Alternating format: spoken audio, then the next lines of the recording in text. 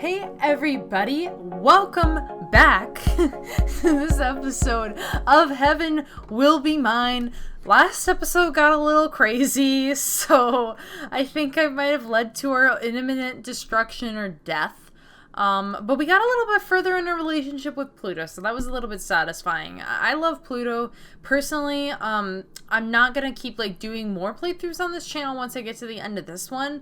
But in my spare time, I'm probably going to go back and, play as Pluto, because, I love her. I think she's, sassy. I think she's strong. But I also think that, she knows when to be vulnerable. And I think the frustrating thing about Terra is that Terra is I'm cool. I'm Terra. And, just refuses to be vulnerable and acts too cool. But Pluto very much wears her heart on her sleeve, but she's not afraid to kick your ass.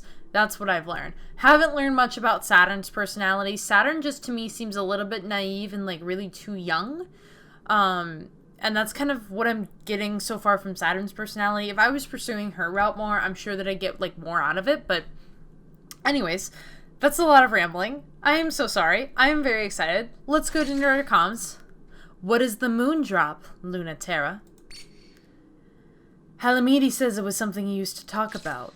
Oh. Yeah, we were thinking about crashing the moon into the Earth. Literally. Yeah, that too in the end.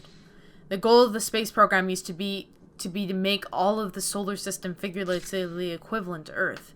When humans touch it, it becomes ours. That's why we use the Greek word to identify the physical bodies of space and the Roman to represent our understanding and incorporation of it. Really? I have to think about that. I can't. We were being silly, taking a metaphor way too literally and way too far, joking about crushing the solar system together. It would make sense to return it. It would be nice and neat. Killing absolutely everyone. Yeah. It was a horrible thought. I shared with Halimede. She hated it, but she kept on arguing about it with me. The Earth looks so small and fragile here, and the moon looks so big. That's probably why. It was a bad joke, and she never thought it was funny. Ha. Good. She's very perceptive when it comes to things like that. I'm surprised always that people can find that self-destructive streak of yours harmless or imperceptible. I'm glad she didn't. I'm surprised you kept me around given that. Should I have given up? Is that even a question? You should have followed your instincts. You appear to be misunderstanding. I take my work very seriously. As a leader, as a woman, as a pilot, as part of the Memorial Foundation, you know that there are very real things Memorial Foundation believes in, and I believe in them too. Yeah. In seeking to bring all people together, however, there are choices that have to be made. Should we cut the world to fit its people, or the people to fit its world? That is what we struggle with the most. Cut does not have to be a bad thing. It can be what's right for you or for the world, making space for what exists without allowing it to be erased. Those the world abandons die, which is unacceptable, or they become another world, which is also unacceptable. A kind of violence, like smashing the Earth into the moon, hoping for togetherness and killing everyone instead. We didn't find the right solution, but at least we knew which was the wrong one. Yeah, she's like, girl, you shady. Oh, I think I actually haven't saved, so I'm gonna do that really quickly. Yes, just overwrite. Thank you. Okay. Oh, we gotta go back to Saturn. Okay, I apologize. Why is it that the first day we didn't have to do the mission with Saturn? We could just pick one or the other. Now it wants us to do both. Okay, I guess. Come on, Europa. It's weird when you don't order me. Can't you see I'm hesitating? Show some politeness. It's weird to see you hesitate. You don't do it. Then stop making it more weird. If you please, let a woman be weird for once. I have no problems returning to the colony. I wouldn't have thought you would have more hang-ups than me. You have no regrets, no pain, and any of your training or your service in the war about anything that happened there. About the people you met there. I don't have any problems returning to the Lagrange colony for this mission. The Academy reshaped us all. No, I'm happy to put it to rest. I was a real idiot, so I don't mind seeing it trashed, or trashing it a little more to stop that celestial mechanics pilot from taking back the Lagrange reactor. Ah, you've taken an interest in Saturn. Professionally, she's a dangerous enemy. She was in Iapetus's division, but she was, yes, very clever. The Lagrange reactor is a worthless shard of nostalgia, and Iapetus must be truly egomaniacal. Egomaniacal? To send that prototype unit after it. It's a bad sign. The worst fights always happen over something worthless. It's certainly a trap, but you know that. It's still a chance to get one over him and stop that pilot if you're prepared to be serious. I'm always serious. Are you serious enough to stop playing? I'm not playing. Whether you are serious or playing isn't a matter of how you feel about it. It's a matter of whether you are committed or not, or if you're playing because you simply can't decide. You can't play forever. I told you I still haven't decided. I'm not closing off the future until the last moment. Decide what you want about the future when the future comes. But you will never move from this point if you don't decide how you feel about that pilot. Europa. Oh dear, you're feeling guilty again. Well, that's to be expected. I don't mind if you lose against that one or win. Just choose, right? You don't have to tell me. I know what happens if I don't.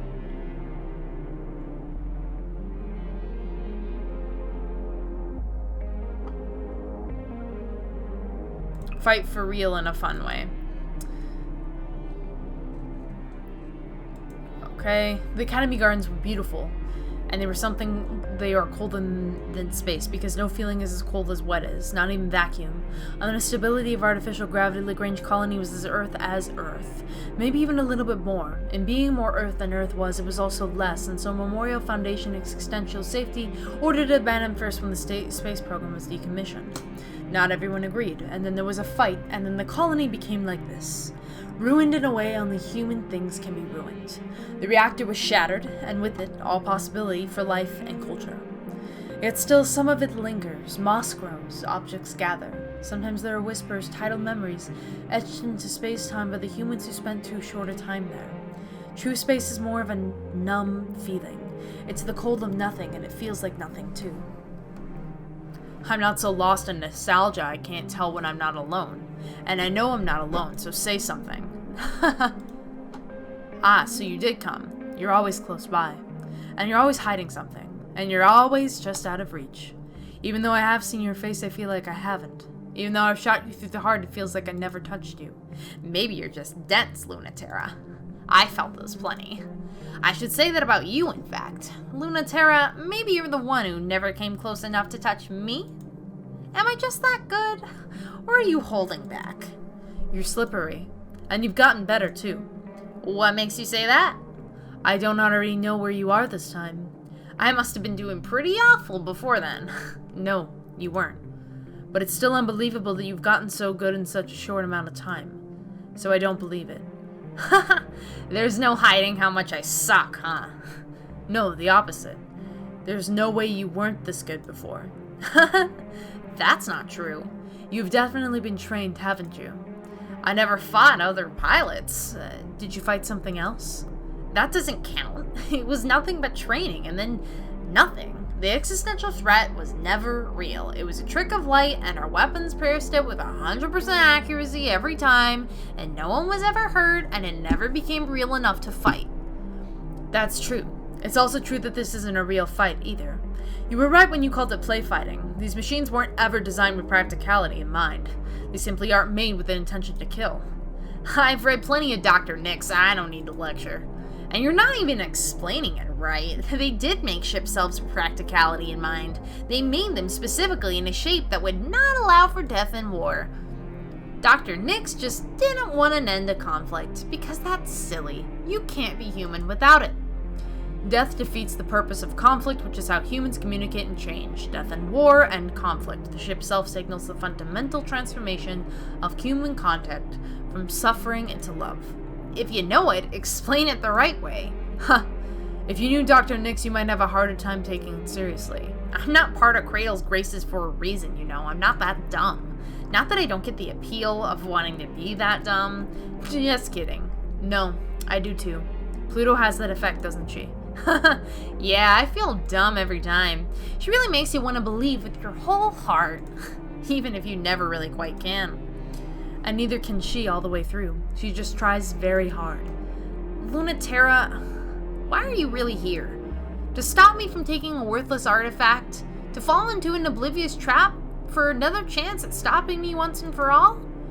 To rack up the glory and take all the errant children home from Memorial Foundation? To mess me up? Or to make out with me? Saturn feels herself growing. Whoa, like I was coming on to Pluto, guys. I will go for it, but I'm gonna be really disappointed if I don't get to hook up with Pluto by the end of this game, okay? Saturn feels herself growing in Luna Terra's eyes, suddenly and clearly seen. Wasn't I just perfectly clear? What's the ship body for anyway? I'm here to communicate. Haha! Luna Terra, you're really shallow and kinda dumb. I'm honest. Finally, you're lucky that's enough. Are you ready for that, though? I don't think you're ready. Well, I think I'm ready. You want me to check? I won't give an inch. I'm not like you girls. I'm not a cosmic glow of energy in the dark. Still, I'm metal, and I'm sharp. You really think I'm not like that, too? But I'm already behind you. It's a double lie because the movement is to her left, but Saturn is coming from behind. LT's instincts are too good for her to not twitch fire to her left, even as she realizes it's just crap.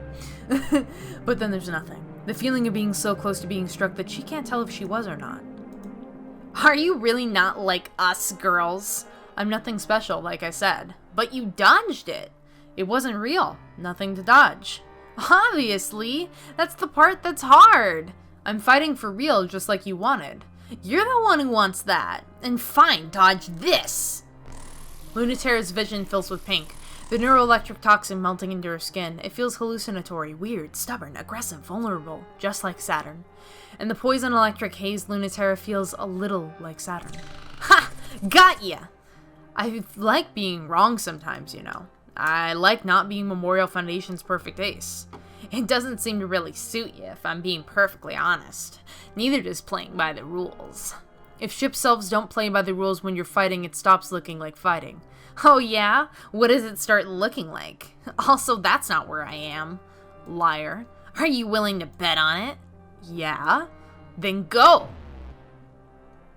Something light Cresium, but that's not what this is. Mercresium spear made for reconciling I refuse, out of principle and laziness, to move my webcam. I'm sorry. Okay, I'm really not, but it's meant to be used up close. It's the distance where skin touches skin, the obligation that humans have for other humans, hard like gravity and warm like light. If no one has been worse at wielding that duty than Luna Terra, she's all the more the one who should be carrying that weight. Saturn only realizes after, when the lightness and heaviness starts to lift, that it had hit her too. Wow, I didn't think it was even possible to have a gravity less suited to you, let alone for you to be so good at using it. I really hate being in charge, actually, and I'm bad at it too, but sometimes you're the only one left who can do it. Even if you hate it, and it's totally self-destructive? Especially then. Sometimes I think, why do we have to fight anymore? Let's just do this obscene other thing, the thing that fighting could be. And then you say something like that, and I want to fight you so bad. You wouldn't get it. You're hilarious. It makes me want to see you squirm. Like in a nice way, though. You can try. What? It's just funny. I love it when you play cool. 'Cause you're not. Let's communicate aggressively. That's what humans do. Sure, I've already given up on that worthless reactor. Am I hooking up with her? I don't understand what's happening. There's so much flirtatious stuff going on here. Okay, I guess we might. I don't know how this happened. I don't understand the consequences of my actions, which makes this game fun, but also makes this game really confusing. They're never gonna scold me enough to make me regret this. Okay, this is more reading, and like I said, I will not. I will not. I will not. I will not. I will not.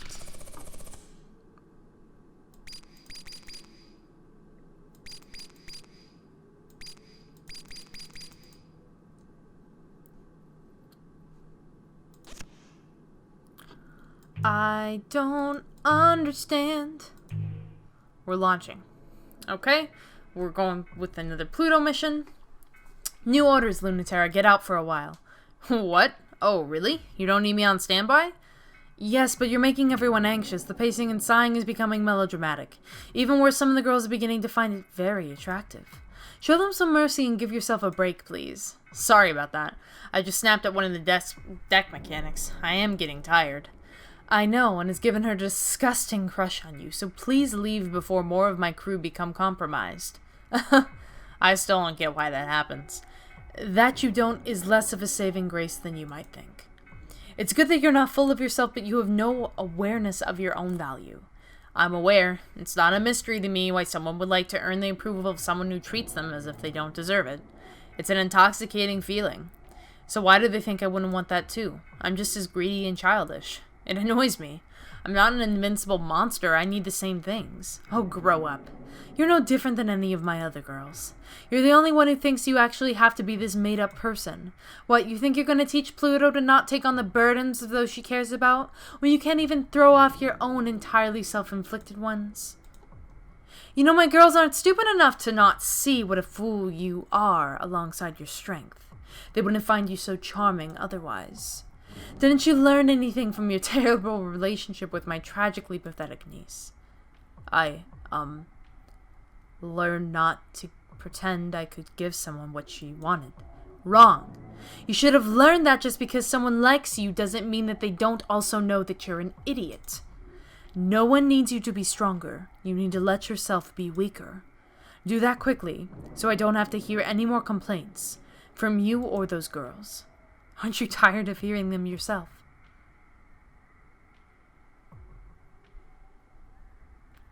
Nope. Sorry.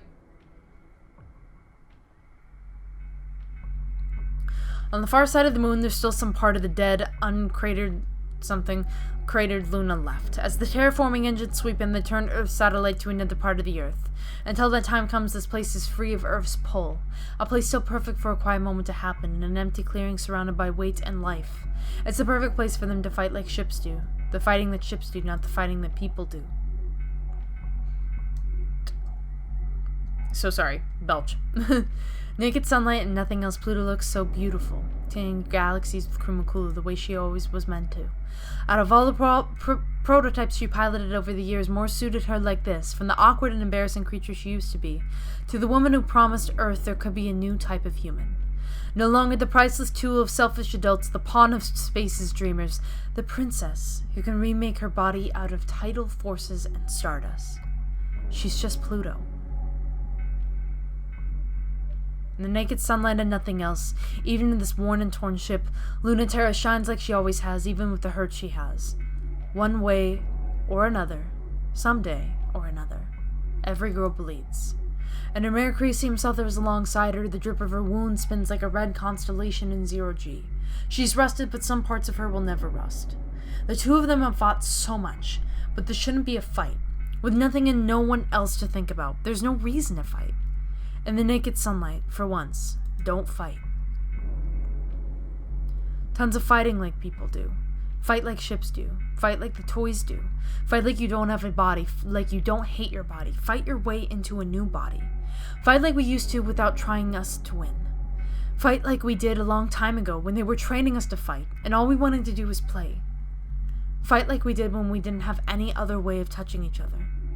When all we had were lasers and light, tides and time, to say what we wanted to each other. I'm not gonna go easy. You better not. Since we're not fighting, I really don't want you to hold back. Terra knows a thing or two about fighting in space. Terra wrote the book. It's kind of a predictable story. So Terra makes sure her enemies get sunk. You know this trick, don't you? You've seen Terra pull it so many times. Fire off something to test the waters. Eliminate the target until they walk right into the shot.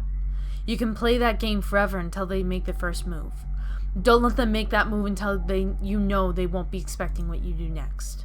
What you do next can be anything, as long as it's what they're not going to see coming. After you do it, disengage, like passing a secret. She knows this one really well. The message in the bottle slipped with the hard bullets of light. She was the person who taught you how to Pluto kiss, but Pluto is the one who learned how to make out. Her ship's so big it makes Terra look like a toy, but Pluto is even bigger than that. You have to measure in density, not mass. Then you'll understand. At the center, Terra revolves around Pluto, like she always has. Terra is too close when she tries to pull back from Pluto, and too far when she's trying to close in. She's on a leash that extends through space-time however Pluto wants. Lunaterra's gravity is the tug that makes the tides go in and out. Pluto's gravity is strong enough to turn Lunaterra into a new shape. Lunaterra didn't invent this, but she loves to struggle through it. Loves to see what she can do, how close she can come, and she comes in so fast. Does so well, but goes so far. When Pluto isn't expecting. It's too fast. Way too fast. Pluto's more off guard than Lunaterra expects. Lunaterra's moon of a spear crescents right into Pluto's chest. Lunaterra wants to scream, but she doesn't say anything. It feels deep enough to be scary, and Lunaterra only meant to nick her. What's wrong? We were having so much fun, and you look so scared? Why didn't you block it? Luna, I'm fine, see? You can't hurt me that easy. You're not that strong. I'll always be alright. Pluto plucks Lunaterra off by the forearm, gently with 2 fingers, like detaching a kitten or a bug. Sorry to scare you like that, but you lied. You said you weren't gonna hold back. Pluto can seize Lunaterra by both wrists, and she does that. And Lunaterra is quite awestruck by how safe and helpless she feels. This is so weird. Am I watching like 2 robots hook up? This is so weird. Okay. I love it, but it's weird.